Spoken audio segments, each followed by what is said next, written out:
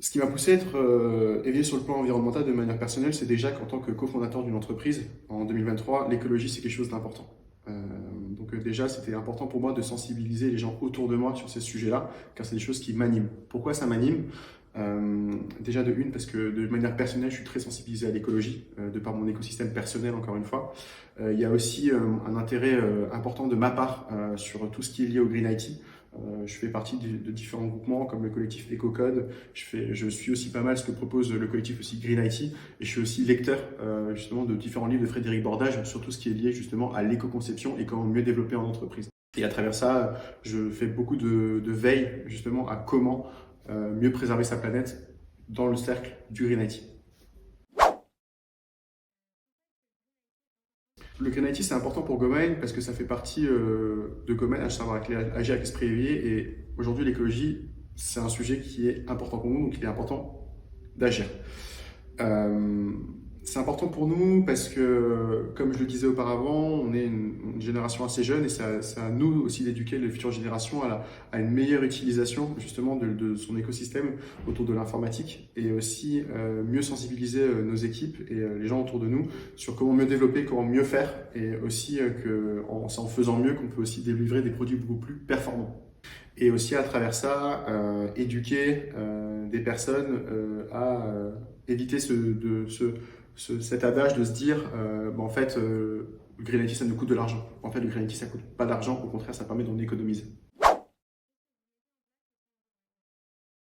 Ce qu'on met en place au sein de GoMind, c'est plusieurs choses. Alors déjà, c'est un événement hebdomadaire qu'on appelle le Green Monday. Le Green Monday, c'est un moment où on publie avec nos équipes des articles sur comment mieux développer, quels sont les bons outils à utiliser et aussi quelles sont les bonnes pratiques à mettre en place pour mieux développer et délivrer des produits performants et écologiques à ses clients ou même à soi-même si on souhaite développer son propre produit. Donc on essaie vraiment de donner une vision 360 du monde de l'éco-conception et aussi du monde du Green IT à notre audience. On présente aussi des choses qui sont un peu plus mensuelles à travers les Green Interviews. Généralement, c'est un vendredi par mois où j'interview un expert du Green IT ou une personne qui travaille dans l'éco-conception sur sa vision du Green IT, sa vision de l'éco-conception et aussi s'il a des tips à partager justement pour permettre à notre audience de mieux développer sur son produit ou le produit de ses clients. On a aussi un événement qui est un peu plus interne, qui est dédié à nos équipes, à nos GoMinders, qu'on appelle justement les masterclass. On fait intervenir des experts qui vont expliquer plusieurs problématiques autour de l'architecture, l'utilisation du cloud et les bonnes pratiques justement pour mieux développer et délivrer des produits beaucoup plus performants et économiques à nos clients dans le temps. De manière très simple, en avoir conscience, c'est déjà important. De savoir de se poser la question de comment mieux développer. À travers ça, ce qui est intéressant, c'est qu'aujourd'hui, on a pas mal de documentation de manière gratuite qui sont offertes par nombre de contributeurs autour de EcoCode, autour de Green IT, qui donnent vraiment des bonnes pratiques pour mieux développer. On a la chance de pouvoir profiter d'un écosystème assez fertile où les gens n'hésitent pas à vraiment partager des bonnes pratiques, etc. Et surtout aussi, un truc très simple qui sont des choses très, très basiques, c'est le software craftsmanship qui permet vraiment de délivrer des produits qualitatifs et durables dans le temps. D'une manière sociale et environnementale, aujourd'hui, une personne déjà qui s'intéresse justement à comment mieux faire dans le monde, c'est quelqu'un qui justement va être acteur justement d'un meilleur avenir dans le green et dans le green IT plus précisément.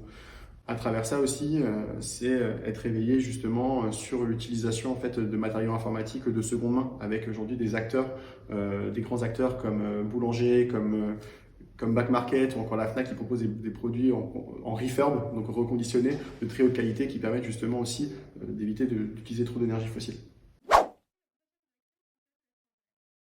Les prochaines actions que je souhaite mettre en place, il y en a déjà plusieurs que j'ai mises en place. Alors, la première, c'est on sponsorise des événements à destination des étudiants.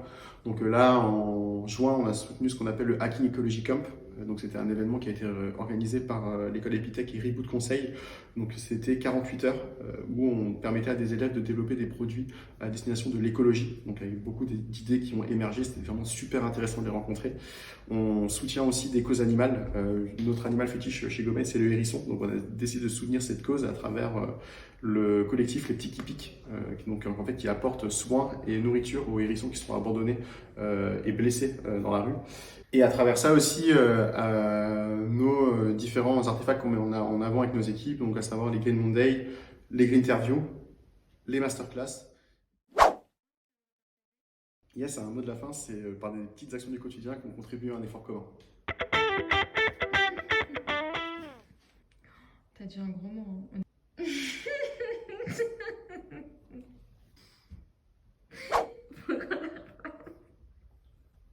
On va l'entendre. Hein.